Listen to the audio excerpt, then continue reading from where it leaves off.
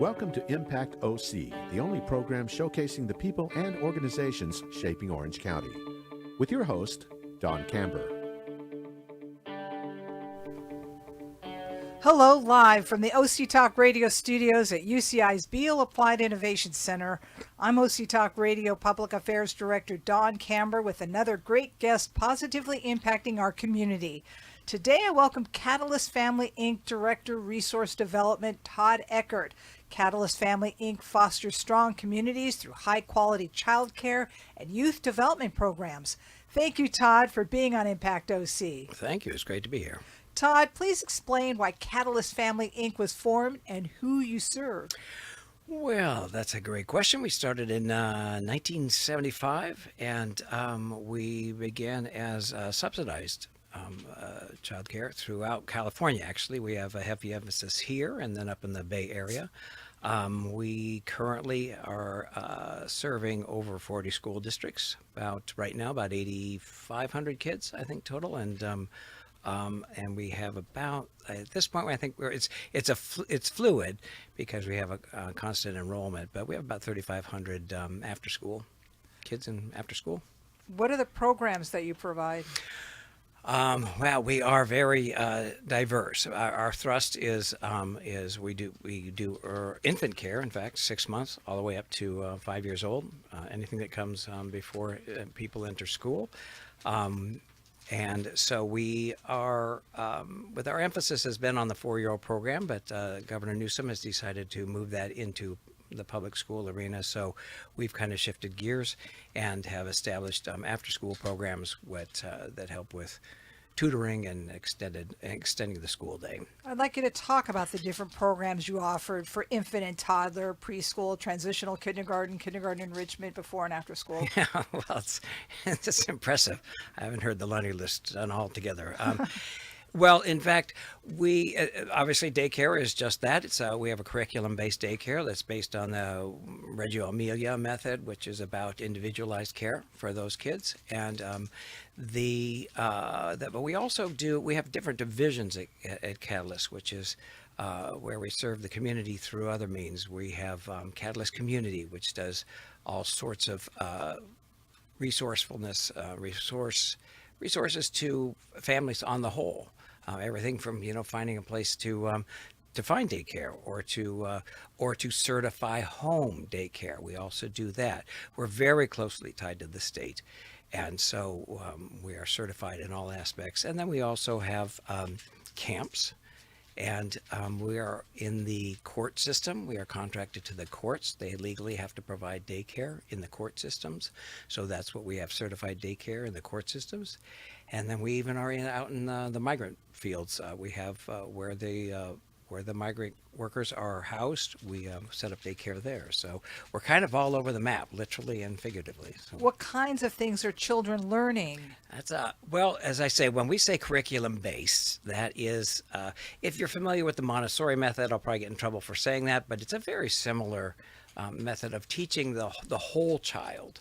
So it's just not academia. It's by tactile, active learning. I was just up in Placerville at one of the migrant camps, for instance, watching, and it was fascinating that they're sitting and just the socializing element, we teach nutritional eating, and then also just the sheer table etiquette of a 2-year-old and learning how to use the tongs and how to just take as much as you want. I mean, all of this is playing to the whole child, which is fascinating to watch. It goes so far beyond just the intellectual and the academic. And then before and after school, what kinds of programs do you offer? Well, let's see. After school, we do we do a lot of activities, which you would almost label a camp. But we also, with expanded learning, is what the program is called. We have established a program that provides teaching and extends the school day, so we can help them with homework, or we can find tutors, or we do tutoring itself for the student who might need help extending the school day. So we really just figure out what the need of the child is, and we play to that. And you're doing it at the schools? Yes, good question. We are contracted for the most part to 40 different school districts, and we have to negotiate those contracts individually. Even though we are 60% of our students are fully subsidized, so 40% are self-pay, 60% are subsidized by the state. We take great pride, and you would not know the difference between a subsidized care center versus a self-pay. The children themselves are very much involved with what the curriculum is going to be. So they work in conjunction with the teachers, and they kind of guide and see what their interests are. And the parents of these children, what are the demographics of them? Oh, what are the demographics of California? It's a very, very broad spectrum. Again, the socializing aspect's very exciting. We are very heavy in Orange County, and we are very heavy up in the Palo Alto, the Bay Area. So there's a tremendous amount of wealth, but what we sometimes don't realize is the unseen is there are people who are serving that community who maybe aren't, tech millionaires, and they all need daycare. In fact, I'm going to cheat here and selfishly mention something we've recently established, because this was brought to my attention through our boots on the ground, our teachers, and my COO, who identified this ever-increasing gap between the folks who want to stay in the workforce but are almost being penalized because they don't qualify for subsidized care of them. So the money they net often just goes to the daycare they need to stay in the workforce. So we've established this in-house, what we call an in-house scholarship fund. Instead of the state subsidizing you, we'll say, hey, we want you to stay in the workforce. We want you to push your career forward. We want you to provide for your family. We want to bolster the community. So we're aligning ourselves with corporations and banks and who are supporting this fund. So where the state lets up, we fill in that gap. How involvement in these programs enhances the child and youth's well-being and the communities where they live? Oh, well, as we were talking earlier, I come from an educational family of educators, and I carry a very severe bias. One reason I'm working for this mission is that there is not a world problem that can't be solved with strong early childhood development. That is when and you had mentioned this about children, is they're at 2 to 5 years old, their brains are sponges. And that's really where things are formulated, and you learn to learn, and you learn how you're going to learn. So I think you can't build a stronger community faster than by making sure we emphasize it. And I give huge credit, for 50 years, I give huge credit to California identifying that need. That is a resource. We are building the future, literally and figuratively, through our children. Can you describe to us what a toddler will learn, what transitional kindergarten will learn, the different people who are in the program, what kinds of things they're learning, to give us an idea of what they're learning? I think, as I mentioned earlier, that we measure the socializing aspect of it, and to stimulate the learning process. And I'm not an educator. I'm just fascinated by it in itself. But I think really you have to look at how are they absorbing things, how are they socializing. So if they set themselves up so that transition into kindergarten, into first grade is not traumatic, and where it gets a little more academic, straight academics, there is a lot less of an adjustment. And so they're learning, as I say, everything from how to share and how to participate and how to all those things that we sometimes have to relearn as an adult, how to be compassionate, how to be generous, how to be kind, all those things that, again, sometimes we forget. And so if you instill it in the child at that age, and these wonderful parents who continue that thought process at home, that's how you're building a stronger community. And I understand parents are involved, and explain that. Parents are involved. We are, as I say, we're statewide. But we are very regional in the sense that one center is going to emphasize maybe something different. That's where the need is. And the parents, and it's also very fluid, because the children obviously change, age out, and they enter the schools. So the parents participation often changes. In fact, somebody had mentioned as I was running out the door that the parents are continuing the learning curve at home, but they are also, when they enroll their child, we do a parent survey. We literally give them a survey saying, what do you want your child to learn? How do you want them to learn? What are they? And that's really kind of fascinating. As the years move on, those answers are different. And we're fluid. We've been around for 5 decades, but we're very, very fluid and responsive to the parent. What do they say they want their children to learn? I think these days they want them to learn how to get along. I think there's so much screen time. There's so much staring apart from somebody else that the socializing element, as important as it has been, it seems like a no-brainer to us. But parents are having to actually ask that because the kids are getting so much of their socializing through a screen. So we really de-emphasize screen time because we want that interaction. So it's kind of interesting to have to put that into the curriculum itself. But you have to stay fluid. Are there any studies that show children in the program do well in school? That's a great question.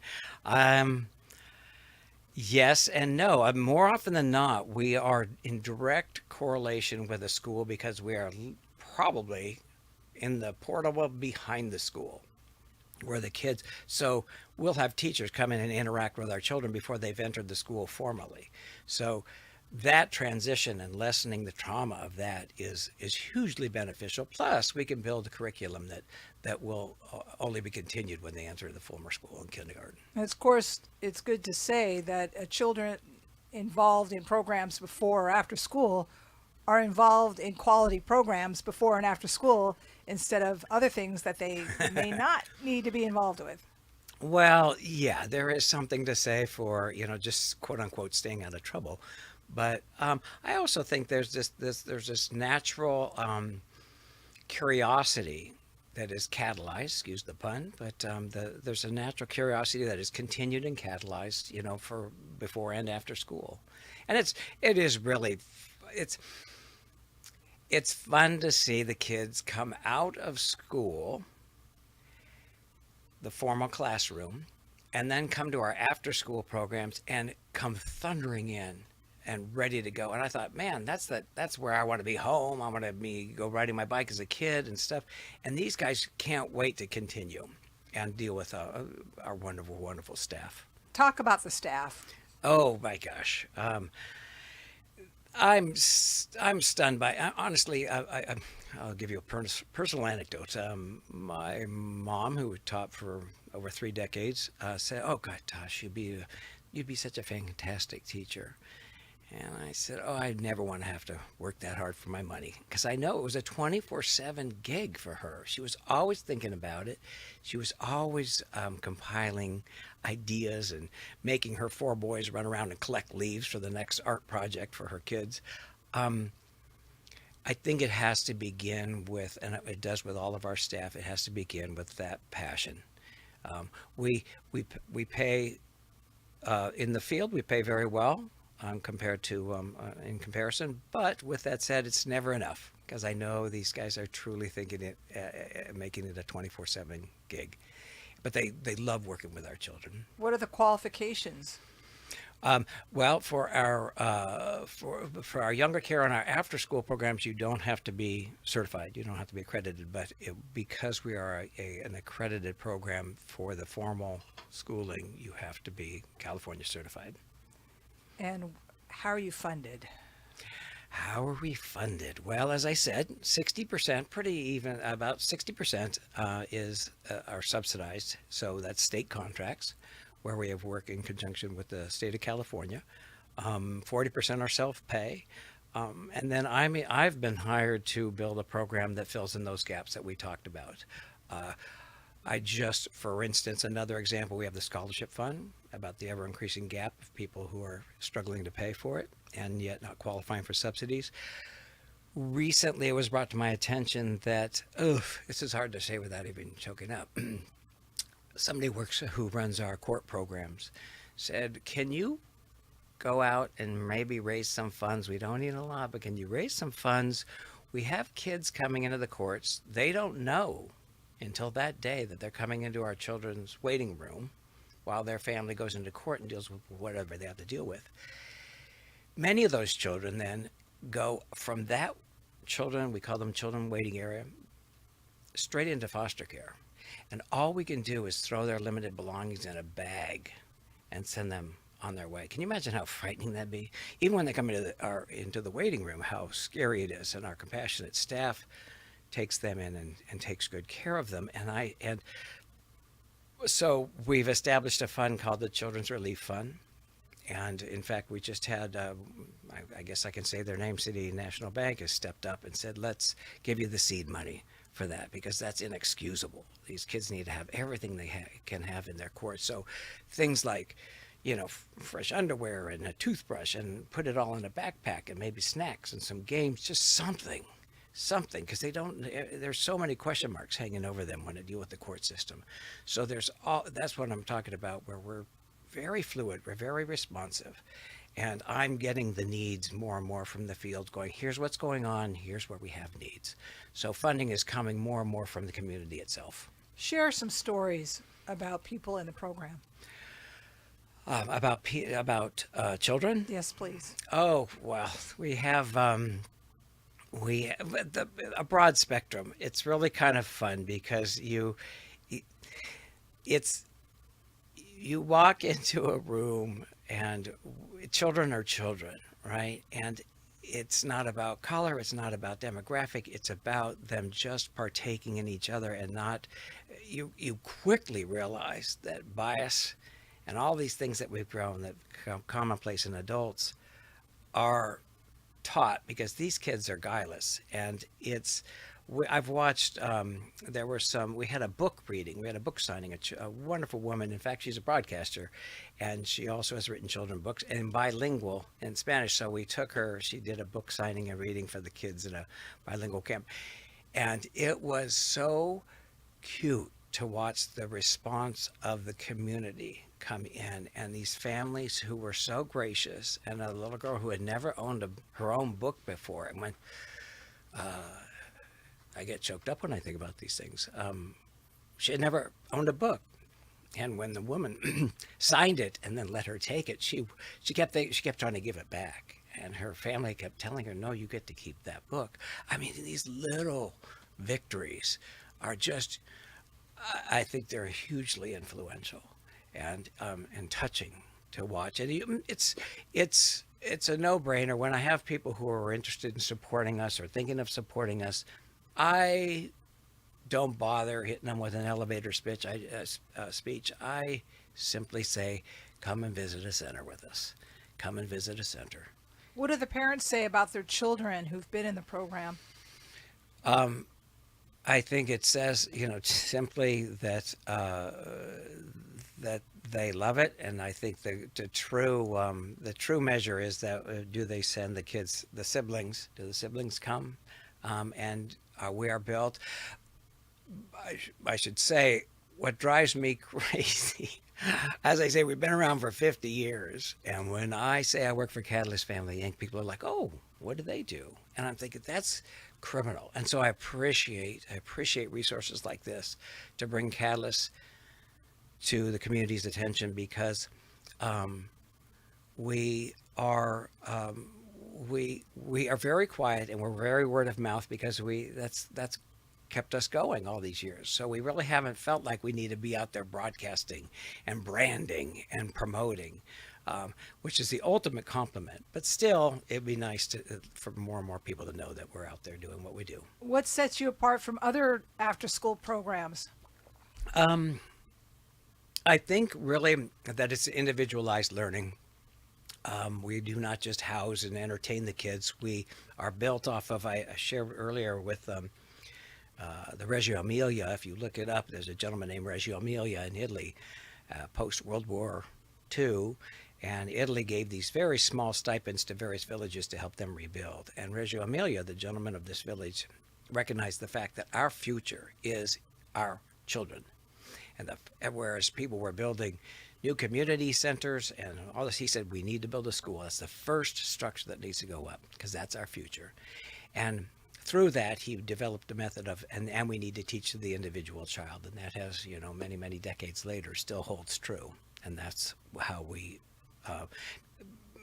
because we don't all learn the same way. We know that. We talked about that earlier. And play to the individual child. How are they absorbing? How are they not absorbing? And don't just template them. And we take great pride in doing that. What have you learned from the program? What have I learned from the program? Oh, I learned that if you are bored, sit down and talk with a 3-year-old. Go for a walk with a 4-year-old. If you're, it restores me. I mentioned earlier that I don't have a problem remembering what our mission is. Sometimes when you do what I do and you can get distant from it and you're dealing with whatever, you're eating more bad chicken at an event that's raising money and you think, you forget about your mission. I have no problem. I just go visit a center, and it invigorates me both as a human and as well as a development officer. What kind of conversations have you had with 3-year-olds and 4-year-olds?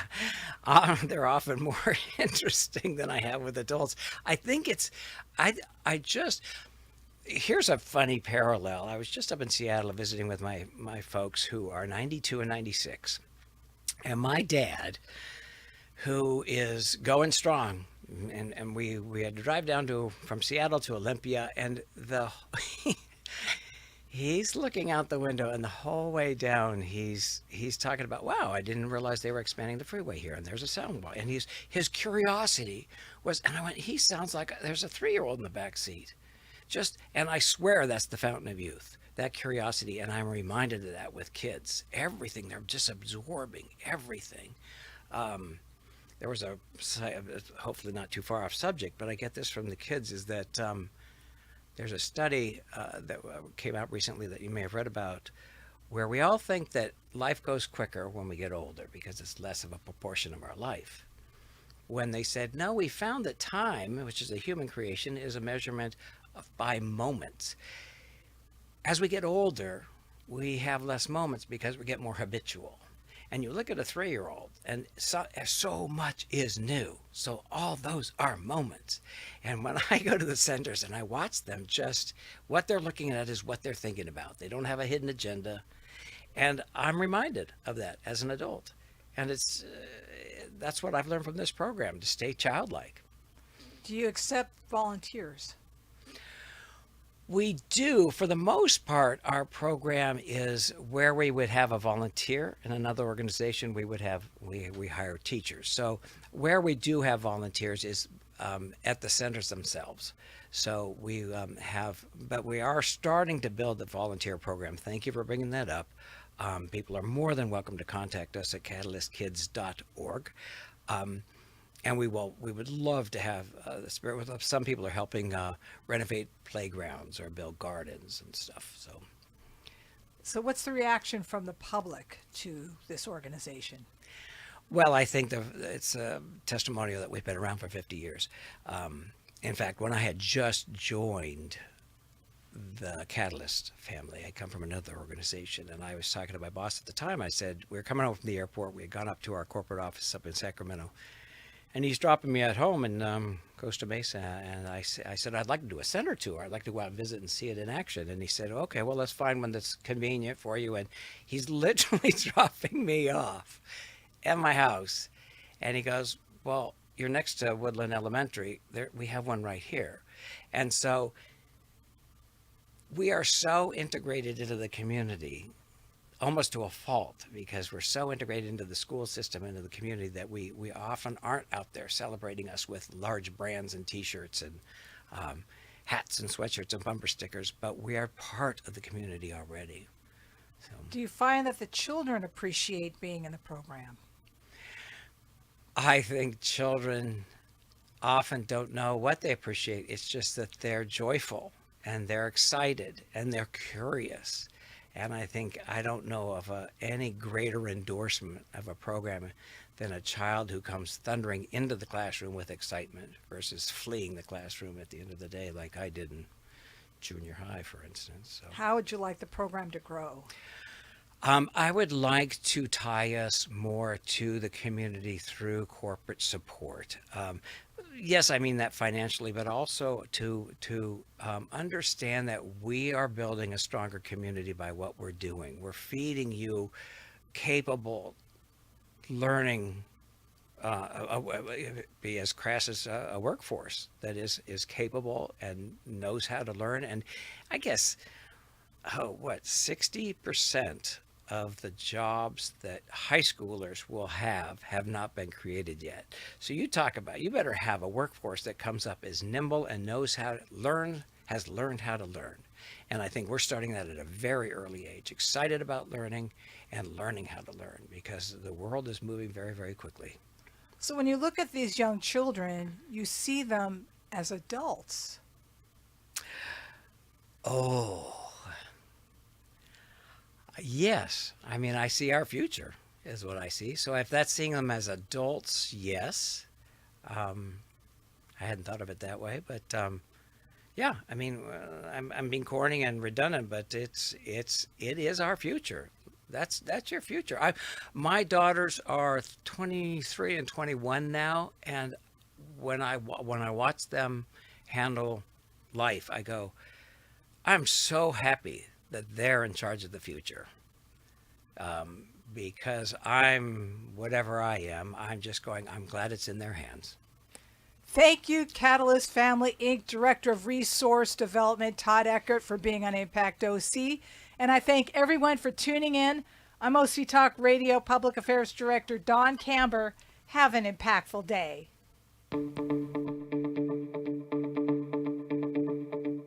You've been listening to Impact OC, the only program showcasing the people and organizations shaping our community.